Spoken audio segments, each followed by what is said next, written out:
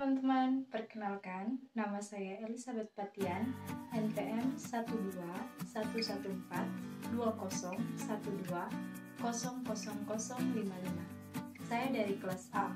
Saya mahasiswa dari Fakultas Kesehatan, Program Studi Keperawatan, Universitas Kristen Indonesia Malang. Di sini saya akan menjelaskan tentang anatomi fisiologi tubuh manusia, sistem respirasi, dan sistem endokrin. Saya mengambil sumber buku dari buku ini.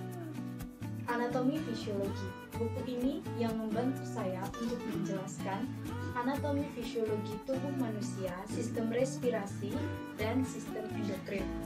Kita lanjut ke yang pertama ya teman. Sistem respirasi.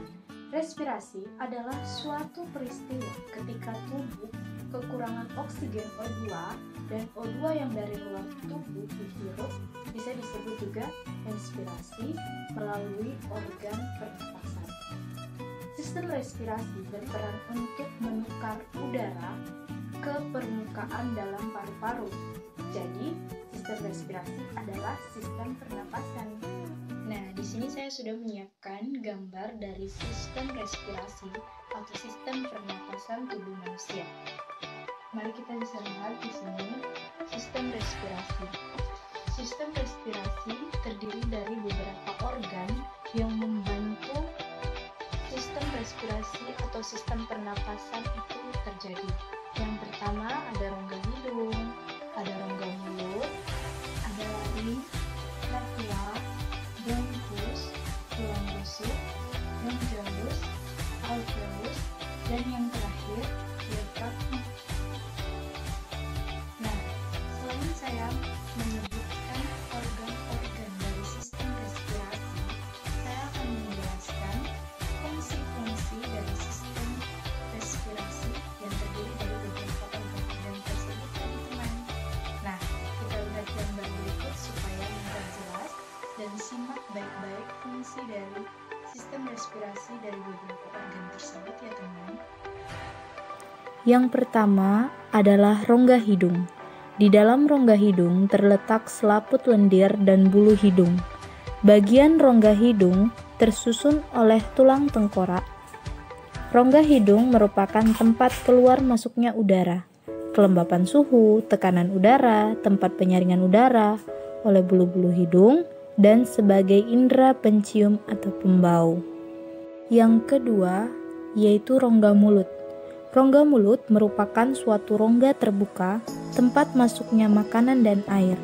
Rongga mulut juga berfungsi sebagai saluran pencernaan. Mulut merupakan sistem awal dari sebuah sistem pencernaan. Yang ketiga yaitu laring. Laring adalah sistem pernapasan yang menjadi satuan penghubung antara pangkal dan rongga mulut. Laring memiliki jaringan yang disebut pita suara yang dapat menghasilkan suara dan bunyi. Yang keempat yaitu trakea.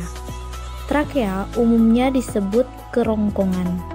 Trakea adalah tuba yang memiliki diameter 20 sampai dengan 25 mm, panjang 10 sampai dengan 16 cm.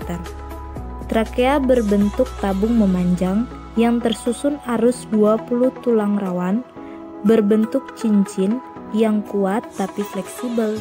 Yang kelima yaitu bronkus.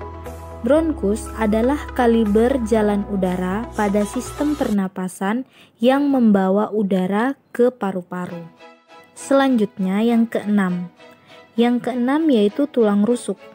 Tulang rusuk adalah susunan tulang yang ada di area dada, berfungsi untuk melindungi organ-organ penting seperti paru-paru, jantung, hati, dan organ lainnya yang ada di sekitar dada. Yang ketujuh yaitu bronchiolus. Bronchiolus adalah cabang bronkus, batang tenggorokan manusia. Bronchiolus bercabang pada bronkus, tempat percabangan alveolus. Luas permukaan bronkus menentukan besar oksigen yang dapat diikat secara efektif oleh paru-paru. Yang kedelapan yaitu alveolus. Alveolus adalah tempat terjadinya pertukaran gas antara gas oksigen dengan gas karbon dioksida secara difusi, di mana oksigen akan masuk dan karbon dioksida akan dikeluarkan. Dan yang kesembilan, yaitu yang terakhir, diafragma. Diafragma adalah otot utama yang digunakan dalam proses menarik dan mengeluarkan nafas. Diafragma terletak di bagian bawah rongga dada dan membentuk seperti kubah otot. Organ tubuh ini memisahkan jantung dan paru-paru dengan organ perut seperti lambung, usus, limfa, dan hati. Nah, selanjutnya saya akan menjelaskan tentang sistem endokrin. Sistem endokrin adalah suatu sistem yang bekerja dengan perantara zat-zat kimia atau hormon yang dihasilkan oleh kelenjar endokrin. Nah, jadi kita bisa simpulkan, sistem endokrin adalah sistem hormon. Kelenjar-kelenjar endokrin pada sistem tubuh manusia dibagi dari beberapa kelenjar di dalam sistem tubuh manusia terdiri dari beberapa bagian. Nah, kita bisa lihat di gambar.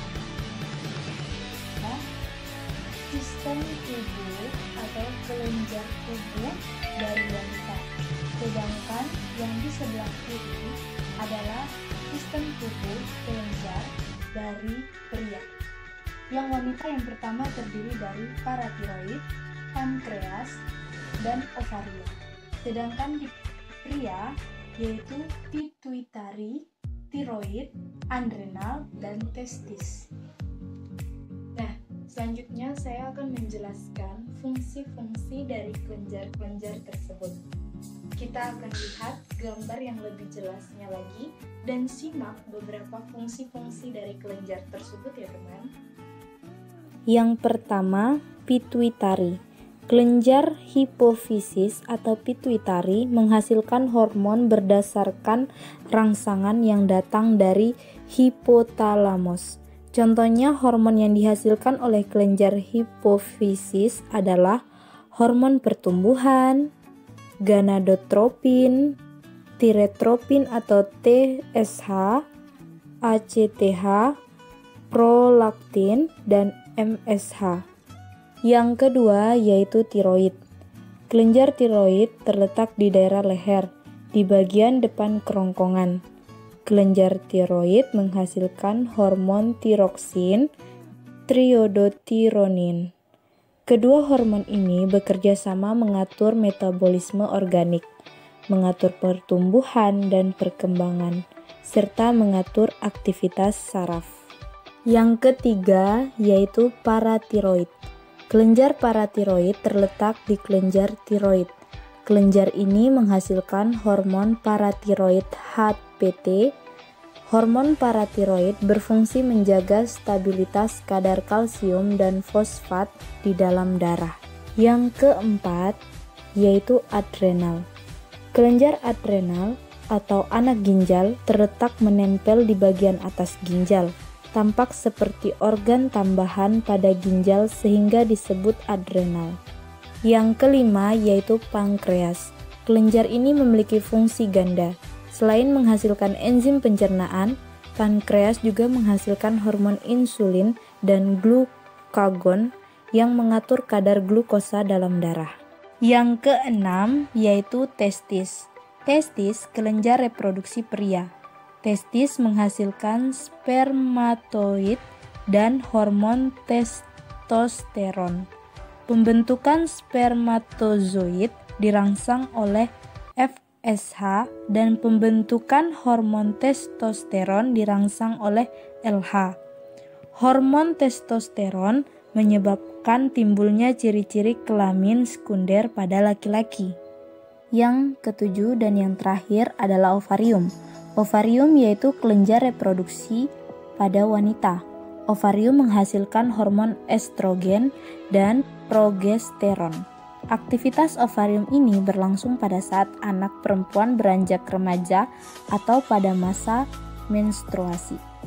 Nah, tadi saya sudah menjelaskan anatomi fisiologi tubuh manusia, sistem respirasi, dan sistem endokrin. Semoga kalian bisa mengerti dan memahami dari penjelasan yang saya berikan ya teman. Sekian dari video ini. Maaf bila ada kata-kata yang kurang berkenan. Semoga video ini bisa bermanfaat untuk kalian semua.